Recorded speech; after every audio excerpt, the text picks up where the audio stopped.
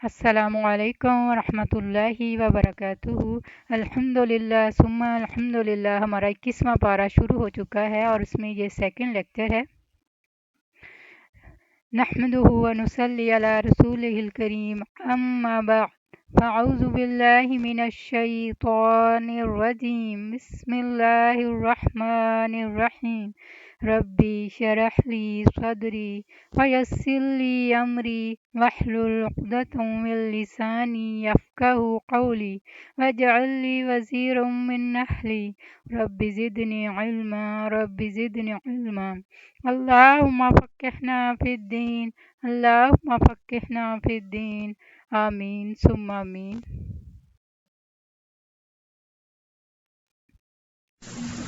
سورۃ الروم۔ بسم اللہ الرحمن الرحیم۔ الف لام میم۔ غلبت الروم فی ادنى الارض وهم من بعد غلبهم سيغلبون في بضع سنين لله الأمر من قبل ومن بعد ويومئذ يفرح المؤمنون۔ بسم اللہ الرحمن الرحیم۔ الف لام میم، الف لام میم۔ غلبت الروم، رومی قریب کی سرزمین میں مغلوب ہو گئے، تاہم وہ مغلوب ہونے کے بعد پھر غالب آ جائیں گے۔ فی بضع سنین، چند ہی سال بعد۔ اس شکست سے پہلے بھی اللہ ہی کا حکم چلتا تھا اور بعد میں بھی اسی کا چلے گا، اور جب رومیوں کو فتح ہوگی اس دن مسلمان خوشیاں منائیں گے۔ نبی صلی اللہ علیہ وسلم کے زمانے میں ایران اور روم دنیا کی سب سے بڑی سلطنتیں تھیں۔ ان دونوں کے درمیان اکثر جنگیں ہوتی رہتی تھیں، جیسے عام طور پر سپر پاورز کے بیچ میں ٹسل چلتی رہتی ہے۔ ایرانی مشرک تھے، آگ کی پوجا کرتے تھے۔ رومی اہل کتاب تھے اور اپنے آپ کو تورات اور انجیل کی طرف منسوب کرتے۔ اہل فارس کی نسبت رومی مسلمانوں کے زیادہ قریب تھے کیونکہ وہ اہل کتاب تھے، اس لیے مسلمان یہ چاہتے تھے کہ رومی ایرانیوں پر فتح حاصل کریں۔ چونکہ مشرکین مکہ اور اہل فارس شرک میں مشترک تھے، اس لیے مشرکین مکہ رومیوں پر اہل فارس کی فتح چاہتے تھے۔ تو ایرانیوں یا اہل فارس کو رومیوں کے خلاف جنگوں میں کامیابیاں حاصل ہوئیں، لیکن مکمل فتح حاصل نہ ہوئی، بلکہ ایران سے ملحق بعض رومی علاقے ایرانیوں کے قبضے میں آ گئے۔ اس پر مشرکین نے بہت خوشیاں منائیں، لیکن مسلمان اس فتح پر بہت رنجیدہ ہوئے۔ تو اللہ تعالیٰ نے مسلمانوں کو آگاہ کیا، بلکہ ان کے ساتھ وعدہ کیا کہ عنقریب رومی اہل فارس پر فتح حاصل کر لیں گے، لیکن چند سالوں میں، اور وہ چند سالوں کی مدت 8-9 سال کی مدت تھی۔ اور پھر کہا جاتا ہے کہ یہ فتح اس دن ہوئی جس دن مسلمان جنگ بدر میں کامیاب ہوئے تھے، اور یہ ایک پیشن گوئی تھی۔ وَيَوْمَئِذٍ، اور جس دن رومی غالب آئیں گے اس دن مسلمان خوشیاں منائیں گے، دوہری خوشیاں، ایک تو رومیوں کے غالب آنے کی اور دوسرے مسلمانوں کی فتح کی۔ انہیں بھی اللہ کی مدد حاصل ہوگی، اللہ جسے چاہتا ہے نصرت بخشتا ہے، وہ سب پر غالب اور رحم کرنے والا ہے۔ یہ اللہ کا وعدہ ہے اور اللہ اپنے وعدے کی خلاف ورزی نہیں کرتا، مگر اکثر لوگ یہ بات جانتے نہیں۔ اسی لیے جب ہم شک میں پڑے رہتے ہیں نا، جب ہمیں پتہ چلتا ہے اس کام پہ جنت ملے گی، پھر ہم کہتے پتہ نہیں ملے گی بھی یا نہیں ملے گی، تو کریں یا نہ کریں، پھر ریلکٹنٹ ہو کے کرتے ہیں۔ لیکن اگر ہم یہ کہ نہیں اللہ کا وعدہ ہے، اللہ نے وعدہ کر رکھا ہے، وہ ضرور اس کا اجر عطا کرے گا، تو پھر انسان زیادہ کنوکشن کے ساتھ نیک عمل کرتا ہے۔ یعلمون ظاہرا من الحیات الدنیا وہم عن الآخرۃ ہم غافلون، وہ صرف دنیا کی زندگی کا ظاہری پہلو جانتے ہیں، صرف دنیا کی کامیابیوں کو جانتے ہیں، اور آخرت سے وہ بالکل غافل ہیں۔ حسن بصری کہتے ہیں، ان میں سے کوئی شخص 1 درہم کو اپنے ناخن سے ٹھوکر مار کے اس کا وزن تو معلوم کر لیتا ہے کہ یہ کتنے گرام کا ہے، اور اس میں غلطی نہیں کھاتا، مگر اس کو اچھی طرح نماز نہیں پڑھنی آتی۔ یہ ہے اس آیت کا مطلب کہ یعلمون ظاہرا من الحیات الدنیا، دنیا کی زندگی میں بڑے ماہر ہیں، لیکن دین کے معاملے میں بالکل کورے نکمے۔ اور بہت سے لوگ دنیا میں بہت آگے چلے جاتے ہیں، ایکسٹرا آرڈنری کامیابیاں حاصل کرتے ہیں، لیکن قرآن پڑھنا ہی نہیں جانتے، اسی طرح انہیں نہیں پتا کہ انہیں اس مال پر جو انہوں نے کما رکھا ہے زکوٰۃ بھی دینی ہے. تو جو لوگ معیشت کے اسباب جانے لیکن آخرت کو نہ جانے، جو لوگ اپنی کھیتی باڑی کرنا جانے لیکن دین کا کوئی علم ان کے پاس نہ ہو، جو لوگ کنسٹرکشن کا کام تو جانے لیکن آخرت کے لیے کیا تعمیر کرنا، جنت کن کاموں سے تعمیر ہوتی ہے وہ نہ جانے، تو ایسے ہی لوگ اس آیت کا مصداق ہیں. اس لیے انسان کو صرف دنیا میں ہی آگے نہیں جانا چاہیے بلکہ دین کے معاملے میں ساتھ ساتھ محنت کرنی چاہیے. اور جس طرح روزانہ انسان اپنی دنیا کے لیے کام کرتا ہے، اسی طرح روزانہ دین کا علم بھی حاصل کرتے چلے جانا چاہیے. عبداللہ بن مسعود کہتے ہیں کہ رسول اللہ صلی اللہ علیہ وسلم نے فرمایا، جو چیز بھی تمہیں جنت کے قریب کر سکتی ہے میں نے تمہیں اس کا حکم دے دیا ہے، اور جو چیز تمہیں جہنم کے قریب کر سکتی تھی میں نے تمہیں اس سے منع کر دیا. یعنی ساری چیزوں کا علم موجود ہے. اب اگر کوئی شخص اس سے فائدہ نہ اٹھائے تو وہ اس کا اپنا نقصان ہے. اولم یتفکروا فی انفسہم، کیا انہوں نے کبھی اپنے آپ میں غور و فکر نہیں کیا؟ اللہ نے آسمانوں اور زمین اور جو کچھ ان کے درمیان ہے ان سب کو کسی حقیقی مصلحت اور ایک مقرر وقت تک کے لیے پیدا کیا ہے، مگر لوگوں میں سے اکثر اپنے رب کی ملاقات کے منکر ہیں. کیا ان لوگوں نے زمین میں چل پھر کر یہ نہیں دیکھا کہ ان لوگوں کا انجام کیا ہوا جو ان سے پہلے گزر چکے ہیں؟ وہ لوگ قوت میں بھی ان سے کہیں زیادہ تھے، اور جتنا ان لوگوں نے زمین کو آباد کیا ہے انہوں نے زمین کو پھاڑ کر اس سے زیادہ آباد کیا تھا. ان کے پاس بھی ہمارے رسول واضح دلائل لے کر آئے تھے. اللہ کا ان پر ظلم کرنے کا ارادہ نہیں تھا بلکہ وہ خود ہی اپنے آپ پر ظلم کر رہے تھے. پھر جن لوگوں نے برائیاں کی تھی ان کا انجام بھی برا ہی ہوا، کیونکہ انہوں نے اللہ کی آیات کو جھٹلایا اور وہ ان کا مذاق اڑایا کرتے تھے. اللہ یبدأ الخلق ثم یعیدہ ثم الیہ ترجعون، اللہ ہی مخلوق کی ابتدا کرتا ہے پھر وہی اس کو دوبارہ بنائے گا، پھر اسی کی طرف تم لوٹائے جاؤ گے. اور جس دن قیامت قائم ہوگی تو مجرم لوگ سخت مایوس ہو جائیں گے، کیونکہ انہیں نظر آئے گا کہ اس دن کی تو ہم نے تیاری ہی نہیں کی تھی. اور یہاں قیامت کو ساعہ کہا گیا ہے، گھڑی، جس دن وہ گھڑی آ جائے گی، کیونکہ قیامت کلمح بالبصر، آنکھ جھپکنے کی دیر یا اس سے بھی جلدی واقع ہو جائے گی. اور جس دن قیامت قائم ہوگی لوگ الگ الگ گروہوں میں بٹ جائیں گے، الگ الگ گروہ بن جائیں گے.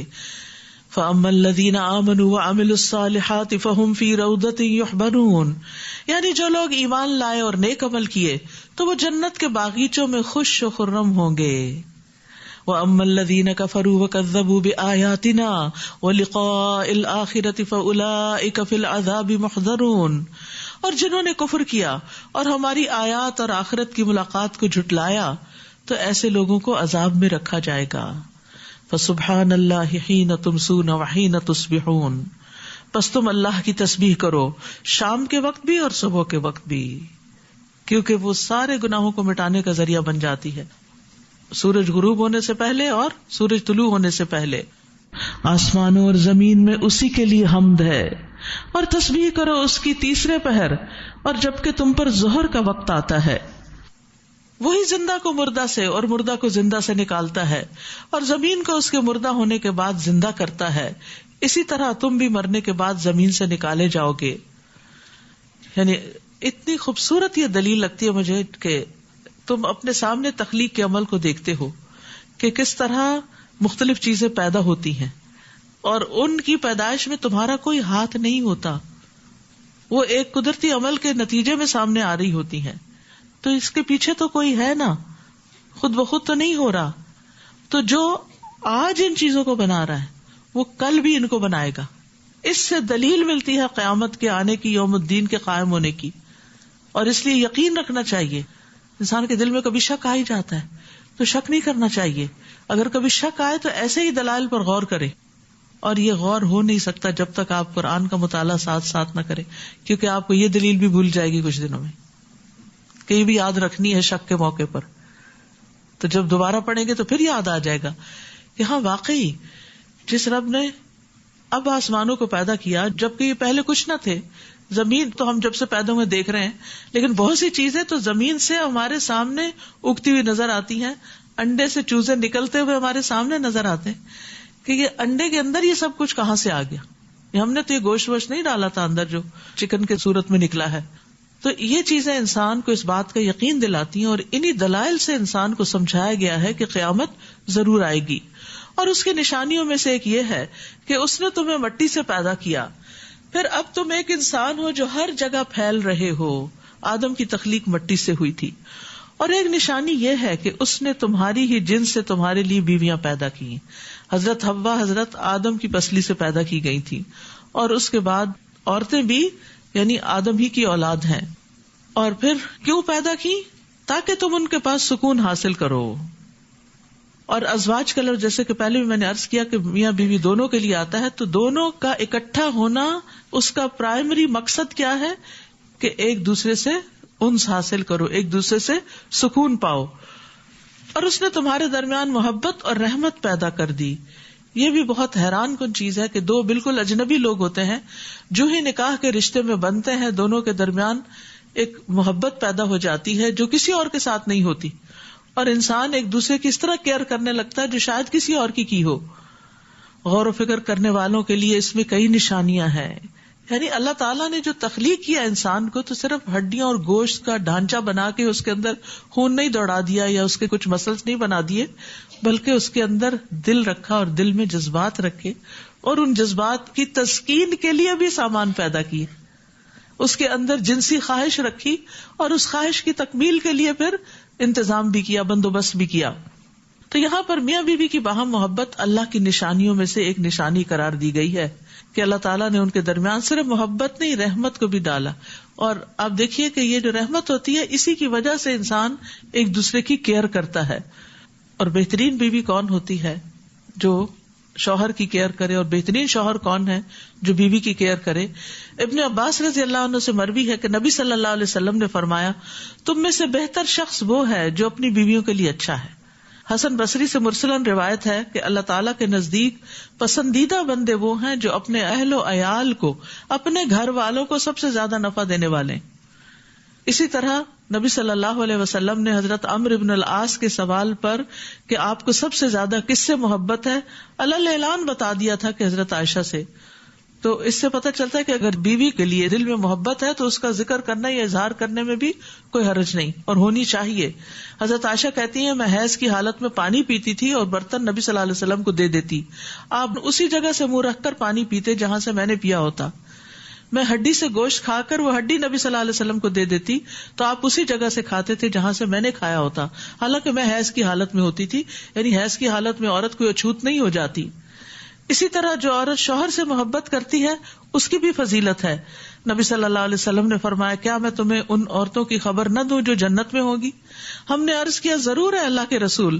آپ نے فرمایا، محبت کرنے والی، زیادہ بچے جننے والی، جب اسے غصہ آئے یا اس کے ساتھ برا کیا جائے یا اس کا شوہر اس پہ غصہ اور ناراض ہو تو کہتی ہے، میرا ہاتھ آپ کے ہاتھ میں ہے اور میں اپنی آنکھوں میں نیند کا سرما نہیں لگاؤں گی جب تک آپ راضی اور خوش نہ ہو جائے. یعنی شوہر کی دلداری کرنے والی، اس کو منانے والی. کیونکہ مردوں کے لیے بہرحال باہر کی دنیا میں بہت سے اسٹریس ہوتے ہیں، بہت سے پریشرز ہوتے ہیں کہ جس کے لیے انہیں گھر آ کر سکون چاہیے ہوتا ہے. لیکن اگر بیوی بد اخلاق ہو تو پھر وہ سکون غارت ہو جاتا ہے اور گھر جہنم کا نمونہ بن جاتا ہے. تو ایسے میں ایک عورت کو انڈرسٹینڈ کرنا چاہیے اور شوہر کی ضروریات کو سمجھنا چاہیے، اور یہی چیز پھر باہم محبت کو مزید بڑھاتی ہے. دوسری طرف نبی صلی اللہ علیہ وسلم نے مومن مرد کو بھی تلقین کی کہ کوئی مومن مرد کسی مومن عورت سے بغض نہ رکھے. یعنی اپنی بیوی سے نفرت نہ کرو. اگر اس کی کوئی ایک عادت تمہیں پسند نہیں تو دوسری عادت پسند آ جائے گی. تو جو اچھی عادتیں ہیں ان پر نظر رکھو، اس کے ذریعے تم اپنے دل کو خوش رکھو. اور ایک نشانی یہ ہے کہ اس نے آسمانوں اور زمین کو پیدا کیا اور تمہاری زبانیں اور رنگ مختلف بنا دیے. اہل علم کے لیے اس میں بھی کئی نشانیاں ہیں. زبان بھی انسان کی پہچان ہوتی ہے اور رنگ بھی انسان کی پہچان ہوتا ہے کہ کون سا انسان کہاں سے تعلق رکھتا ہے، اور یہ ویرائٹی اسی وجہ سے رکھی گئی. نیز تمہارا رات اور دن کو سونا اور اس کا فضل تلاش کرنا بھی اس کی نشانیوں میں سے ہے. جو لوگ غور سے سنتے ہیں ان کے لیے اس میں بھی بہت سی نشانیاں ہیں. اور ایک نشانی یہ ہے کہ وہ تمہیں بجلی دکھاتا ہے جس سے تم ڈرتے بھی ہو اور امید بھی رکھتے ہو، اور آسمان سے پانی برساتا ہے. خوب بارش برس رہی ہے آج کل، غور کیا کریں، جس سے زمین کو اس کے مرنے کے بعد زندہ کر دیتا ہے. سبحان اللہ، کس طرح دنوں کے اندر پودے جو ہیں وہ ہرے بھرے ہوتے چلے جا رہے ہیں اور درخت پھر سے لد رہے ہیں. سمجھنے سوچنے والوں کے لیے اس میں بھی بہت سی نشانیاں ہیں، اور اس کی نشانیوں میں سے ایک یہ ہے کہ زمین اور آسمان اسی کے حکم سے بلا ستون قائم ہے. پھر جب وہ تمہیں ایک ہی دفعہ زمین سے پکارے گا تو تم زمین سے نکل کھڑے ہوگے. آسمانوں اور زمین میں جو کچھ ہے سب اسی کا ہے، سب کے سب اسی کے فرما بردار ہیں. وہی تو ہے جو خلقت کی ابتدا کرتا ہے، پھر وہی اس کا اعادہ کرے گا، اور یہ دوسری بار کی پیدائش اس پہ زیادہ آسان ہے. آسمانوں اور زمین میں اسی کی شان بالا تر ہے، اور وہ سب پر غالب اور حکمت والا ہے. اللہ تمہارے لیے ایک مثال بیان کرتا ہے جو خود تمہیں سے تعلق رکھتی ہے.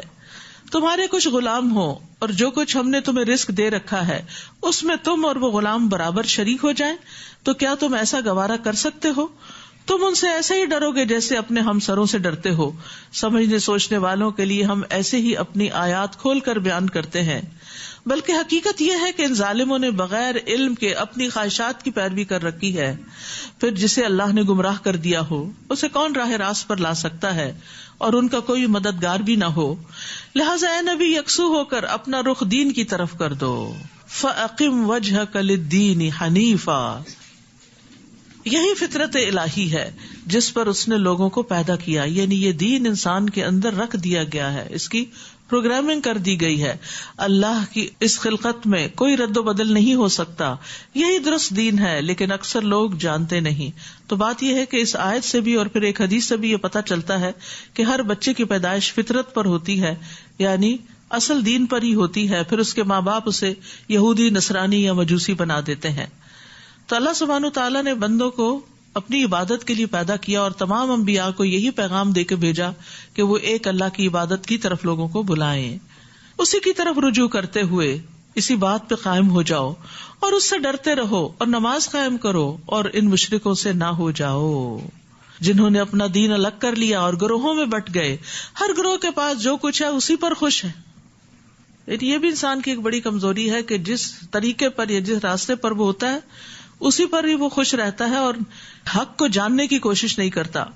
وَإِذَا مَسَّ النَّاسَ ضُرٌّ دَعَوْا رَبَّهُم مُنِيبِينَ إِلَيْهِ، اور جب لوگوں کو کوئی تکلیف پہنچتی ہے تو اپنے رب کی طرف رجوع کر کے اسے پکارتے ہیں.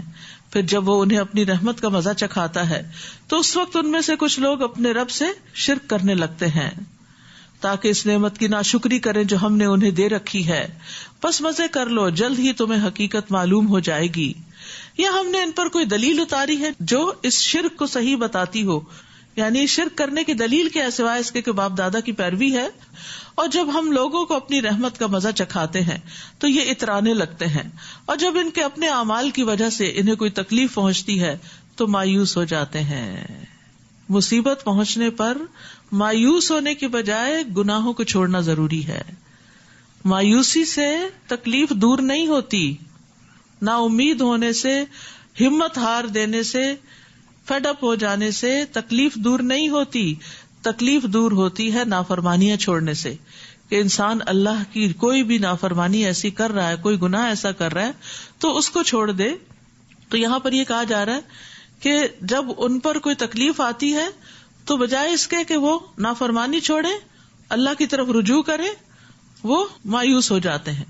کیا انہوں نے دیکھا نہیں کہ اللہ جس کا چاہے رزق زیادہ کر دیتا ہے اور جس کا چاہے کم کر دیتا ہے.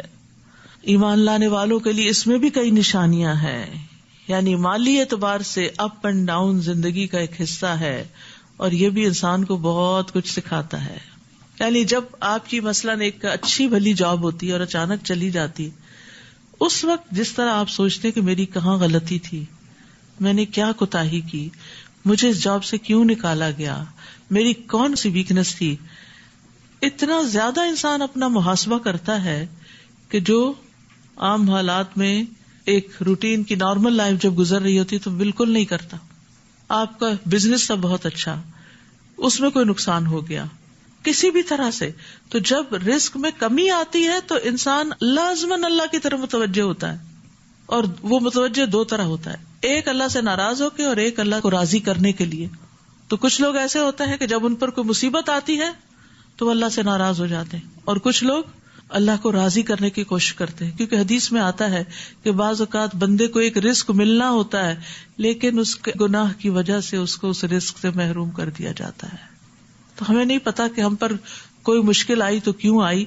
ایسے میں انسان کو واپس اللہ ہی کی طرف لوٹنا چاہیے. اسی لیے ہر مصیبت میں کیا پڑھنے کو سکھایا گیا؟ انا للہ و انا الیہ راجعون. ہم اللہ کی طرف لوٹنے والے ہیں. اس کا مطلب نہیں مر کے ہی جائیں گے, اب بھی اللہ کی طرف واپس آ رہے ہیں, اللہ ہی کی طرف رجوع کر رہے ہیں. اللہ ہمیں ہدایت دے دے اور ہماری مشکلات کو آسان کر دے. بس اپنے قرابت والے کو, مسکین اور مسافر کو اس کا حق دو. اگر چاہتے ہو نا رزق میں اضافہ ہو تو پھر کیا کرو؟ ان کا حق ادا کرو. یہ بات ان لوگوں کے لیے بہتر ہے جو اللہ کی رضا چاہتے ہیں, اور یہی لوگ کامیاب ہوں گے. نبی صلی اللہ علیہ وسلم نے فرمایا, بے شک مسکین پہ صدقہ کرنے کا ایک ثواب اور رشتہ دار پر صدقہ کرنے پر دگنا ثواب. ایک صدقے کا, دوسرا رشتہ داری کا, صلہ رحمی کا.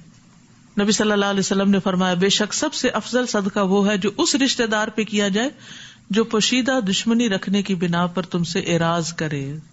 تمہارا سامنا ہی نہیں کرتا, ملتا ہی نہیں, بات ہی نہیں کرتا, اور آپ کو پتا چل جاتا ہے کہ اس کو ضرورت ہے, تو آپ اس کی مدد کے لیے کچھ بھیج دیں جو آپ کو پوچھے بھی نہ. اور جو کچھ تم بطور سود دیتے ہو کہ لوگوں کے اموال سے تمہارا مال بڑھتا رہے, تو ایسا مال اللہ کے ہاں نہیں بڑھتا. وما آتیتم من زکاۃ تریدون وجہ اللہ, اور جو بھی تم زکات دیتے ہو اور تم اس کے بدلے میں اللہ کا چہرہ چاہتے ہو, فاولئک ھم المضعفون, تو ایسے ہی لوگ اپنا مال دگنا چگنا کرنے والے ہیں. زکات کو بھی اللہ کے دیدار کی خاطر دیں کہ اللہ مجھے صرف تیرا چہرہ مقصود ہے, مجھے اور کچھ نہیں چاہیے. تو اللہ سبحانہ وتعالیٰ ان کا ثواب کئی گنا بڑھا دیتے ہیں. زکات ایک فریضہ ہے, سبحان اللہ, فرض ادا کرنے پر بھی اجر ہے, اور کئی گنا زیادہ اجر ہے اس اخلاص کے اعتبار سے جو آپ کے اندر ہوتا ہے.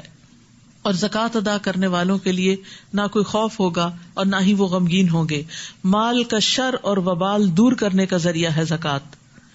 صدیقین اور شہداء کے ساتھ کا ذریعہ ہے. جنت کے قریب اور جہنم سے دور لے جانے والے اعمال میں سے ہے. ایک حدیث سے پتہ چلتا ہے کہ جو شخص اللہ کی عبادت اس طرح کرے کہ اس کے ساتھ کسی کو شریک نہ ٹھہرائے, پھر نماز قائم کرے, زکوٰۃ ادا کرے, بات سنے اور مانے, تو بے شک اللہ تعالیٰ اسے جنت کے جس دروازے سے چاہے گا داخل کر دے گا. اور جنت کے 8 دروازے ہیں. اللہ الذی خلقکم ثم رزقکم ثم یمیتکم ثم یحییکم هل من شرکائکم من یفعل من ذلکم من شیء سبحانہ وتعالی عما یشرکون. اللہ وہ ہے جس نے تمہیں پیدا کیا, روزی دی, پھر تمہیں موت دے گا, پھر تمہیں زندہ کرے گا. کیا تمہارے شریکوں میں بھی کوئی ایسا ہے جو ان میں سے کوئی بھی کام کر سکتا ہو؟ وہ پاک ہے, اور جو کچھ وہ شریک ٹھہراتے ہیں ان سے بالا تر ہے. بر و بحر میں فساد پھیل گیا ہے, جس کی وجہ لوگوں کے اپنے کمائے ہوئے اعمال ہیں, تاکہ وہ لوگوں کو ان کے اعمال کا کچھ مزہ چکھا دے, شاید وہ ایسے کاموں سے باز آ جائیں. تو انسان کے اعمال کی وجہ سے خشکی اور سمندر میں فساد ظاہر ہوتا ہے. یعنی دنیا میں بھی انسان کو اپنے اعمال کا بدلہ ملتا ہے, کیونکہ جب خشکی میں اور سمندر میں فساد ہوتا ہے تو پھر نتیجہ کیا ہوتا ہے؟ جیسے سمندر میں شکار کم ہو جاتا ہے, مچھلیاں کم ہو جاتی ہیں, سمندری جانور مرنے لگتے ہیں, کاروبار میں گھاٹے ہوتے ہیں, بزنس ڈاؤن ہوتا ہے. اور پھر اسی طرح یہ ہے کہ خشکی پر بھی جب امن و امان خراب ہوتا ہے تو لوگوں کو طرح طرح کے نقصانات ہوتے ہیں. اب اس وقت آپ دیکھیے کہ کتنی زیادہ یہ چیز اہمیت پکڑ گئی ہے کہ انسان نے اپنے ہی ذاتیوں اور اسراف کی وجہ سے فضا کے اندر, ماحولیات کے اندر بہت بڑی خرابی پیدا کر دی ہے, جس کا نتیجہ بھی خود اسی کو بھگتنا پڑ رہا ہے. پھر اسی طرح برے اعمال جو ہیں وہ اوور آل بھی فضا کو متاثر کرتے ہیں. حضرت عائشہ نے ایک بات حضرت صفیہ کے بارے میں کہی تھی, تو آپ نے فرمایا تم نے ایسا کلمہ کہا کہ اگر سمندر میں ڈال کر گھلایا جائے تو سمندر کڑوا ہو جائے. یعنی اتنی شدید بات کہہ دی تم نے. انہوں نے کہا تمہارا قد چھوٹا ہے. اتنی سی بات. ہم کتنے تبصرے کرتے رہتے ہیں لوگوں کے ناک پہ, کان پہ, اس کے بولنے کے انداز پہ, اور یعنی حقیر سمجھتے ہوئے. تو ایسی باتوں سے بھی پرہیز کرنا چاہیے. تو ان چیزوں سے فساد پھیلتا ہے, لڑائیاں اور جھگڑے ہوتے ہیں. مثلا اگر آپ کسی کو اس کے رنگ یا شکل یا اس کے قد کا تانا دے دیتے ہیں تو پھر کیا ہوتا ہے, اس شخص کے دل میں آپ کی کیا قدر باقی رہے گی, اور پھر ایک دوسرے سے نفرت اور عداوت, اور اس کے نتیجے میں کام رک جائیں گے, اور پھر بعض اوقات نسلوں پہ اثر پڑتا ہے, انسان کی اوور آل پروڈکٹیوٹی پہ اثر پڑتا ہے, اور یہ اثرات پھیلتے پھیلتے خشکی سے لے کے سمندروں تک پھیل جاتے ہیں. یعنی فزیکلی بھی جب آپ ریسورسز کا غلط استعمال کرتے ہیں تو فساد ہوتا ہے، اور اسی طرح آپ کے اخلاق اور رویے اور بیہیویئر بھی تباہی لاتے ہیں. جیسے حدیث میں آتا ہے جب لوگ ماپ تول میں کمی کرتے ہیں تو انہیں قحط سالیاں، سخت تکلیفیں اور بادشاہوں کے ظلم دبوچ لیتے ہیں. جب کسی قوم میں بدکاری عام ہو جاتی ہے اور وہ اعلانیہ اس کا ارتکاب کرتے ہیں تو ان میں طاعون اور مختلف بیماریاں جو ان کے پہلوں میں نہیں تھی وہ پھیل جاتی ہیں. اسی طرح جو زکوٰۃ نہیں دیتے تو آسمان سے بارش کا نزول بند ہو جاتا ہے. قل سیروا فی الارض فانظروا کیف کان عاقبۃ الذین من قبل کان اکثرهم مشرکین. آپ ان سے کہیے ذرا زمین میں چل پھر کر تو دیکھو کہ جو لوگ تم سے پہلے تھے ان کا انجام کیسا ہوا، ان میں سے اکثر مشرک ہی تھے. بس اے نبی اپنی توجہ درست اور متوازن دین کی طرف مرکوز کیجیے اس سے پہلے کہ وہ دن آ جائے جس کی اللہ تعالیٰ کی طرف سے ٹلنے کی کوئی صورت نہیں. اس دن لوگ جدا جدا ہو جائیں گے، الگ الگ ہو جائیں گے، کوئی کسی کو نہیں پوچھے گا. جس نے کفر کیا تو اس کا وبال اسی پر ہے، اور جس نے نیک عمل کیے تو وہ اپنی ہی فلاح کی راہ ہموار کر رہے ہیں. تاکہ جو لوگ ایمان لائے اور نیک عمل کرتے رہے انہیں اپنی مہربانی سے اس کا بدلہ دے. وہ یقیناً کافروں کو پسند نہیں کرتا. اور اس کی نشانیوں میں سے ایک یہ ہے کہ وہ ہواؤں کو خوشخبری دینے والی بنا کر بھیجتا ہے، اور اس لیے کہ تمہیں اپنی رحمت سے لطف اندوز کرے، نیز اس لیے کہ اس کے حکم سے کشتیاں چلے اور تم اس کا فضل تلاش کرو اور اس کے شکر گزار بنو. تو یاد رکھیے ہوا بھی اللہ کی نشانی میں سے ایک نشانی ہے، اور اللہ تعالیٰ ہی اس کو چھوڑتا ہے. اس لیے اگر ہوا تیز ہو اور کچھ اڑا کے لے جائے تو ہوا کو گالی نہ دیں، ہوا کو برا بلا نہ کہیں. رسول اللہ صلی اللہ علیہ وسلم نے فرمایا ہوا اللہ کی رحمت میں سے ہے، تو جب اس کو دیکھو تو پھر اس کو برا نہ کہو بلکہ اللہ سے خیر کا سوال کرو اور شر سے پناہ مانگو. ایک اور حدیث میں آتا ہے ہوا کو لان تان نہ کرو کیونکہ یہ تو اللہ کے حکم کی پابند ہے. جس نے کسی ایسی چیز پر لعنت کی جو اس کی مستحق نہ ہو تو وہ لعنت پلٹ کر اسی پہ پڑتی ہے جو لعنت بھیج رہا ہو. تو یہ ایک حقیقت ہے کہ ہوا جہاں اللہ کی رحمت ہے وہاں قوموں پر عذاب بھی لائی ہے. بہرحال عام طور پر جو ہوا چلتی ہے اس کے بڑے فائدے ہیں. وَلَقَدْ أَرْسَلْنَا مِن قَبْلِكَ رُسُلًا إِلَىٰ قَوْمِهِمْ فَجَاءُوهُمْ بِالْبَيِّنَاتِ. اور آپ سے پہلے ہم نے کئی رسول ان کی قوموں کی طرف بھیجے جو روشن دلیلیں لے کر ان کے پاس آئے. پھر جو لوگ مجرم تھے ہم نے ان سے انتقام لے لیا، اور مومنوں کی مدد کرنا ہمارا حق تھا. اللہ وہ ہے جو ہوائیں بھیجتا ہے تو وہ بادل کو اٹھا لاتی ہیں، پھر اللہ جیسے چاہتا ہے اس بادل کو آسمان میں پھیلا دیتا ہے اور اسے ٹکڑیاں بنا دیتا ہے.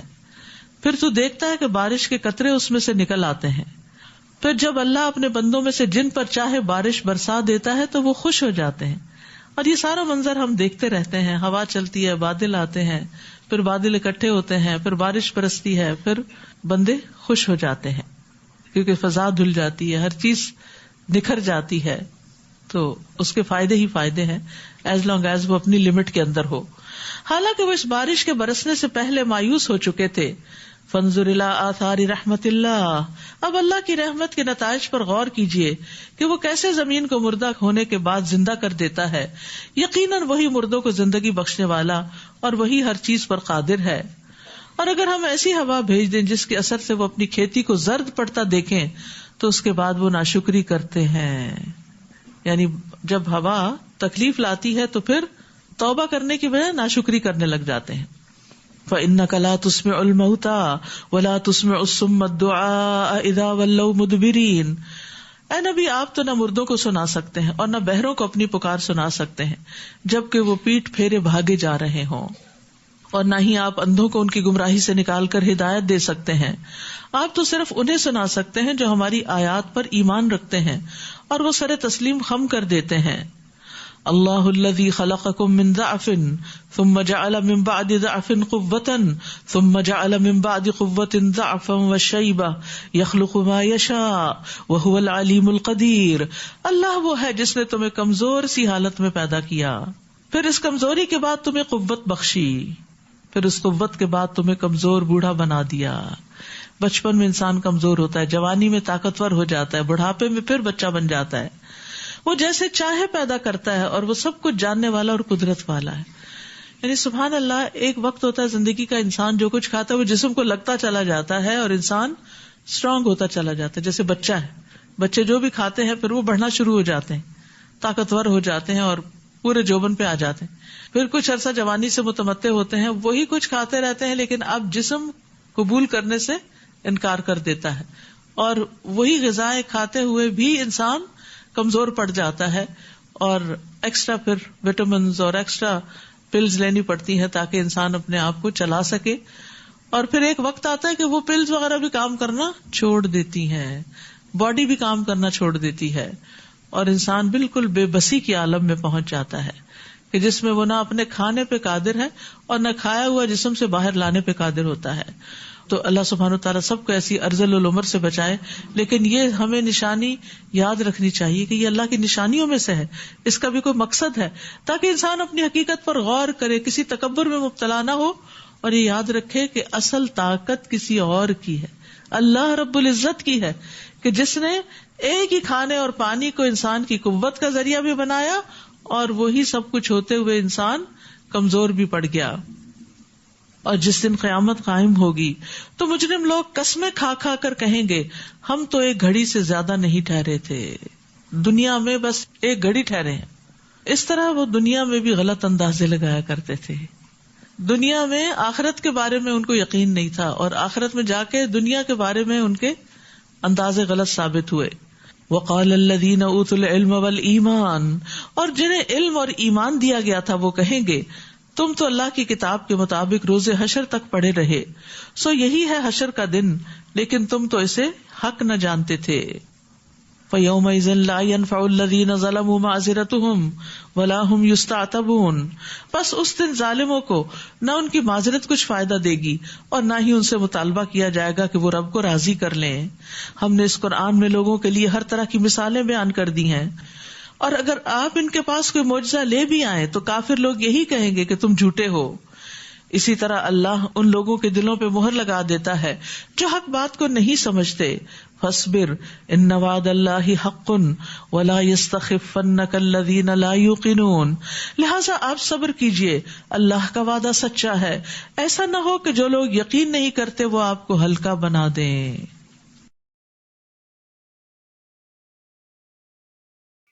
السلام علیکم ورحمۃ اللہ وبرکاتہ. الحمدللہ ہمارا 21 پارے کا یہ سیکنڈ لیکچر کمپلیٹ ہو گیا ہے, اور اس صورت میں ہم نے بہت ساری اللہ تعالیٰ کی نشانیوں کو دیکھا ہے, اور اس میں زکوٰۃ ادا کرنے کی فضیلت کو بھی جانا ہے, اور زکوٰۃ نہ ادا کرنے پہ بارشوں میں کمی آ جاتی ہے. کبھی ہم نے اس سلسلے میں سوچا ہی نہیں ہے کہ ہمارے ہی اپنے اعمال کی وجہ سے ہی بارشوں میں بھی کمی آتی ہے, یا وہ بے وقت ہوتی ہیں.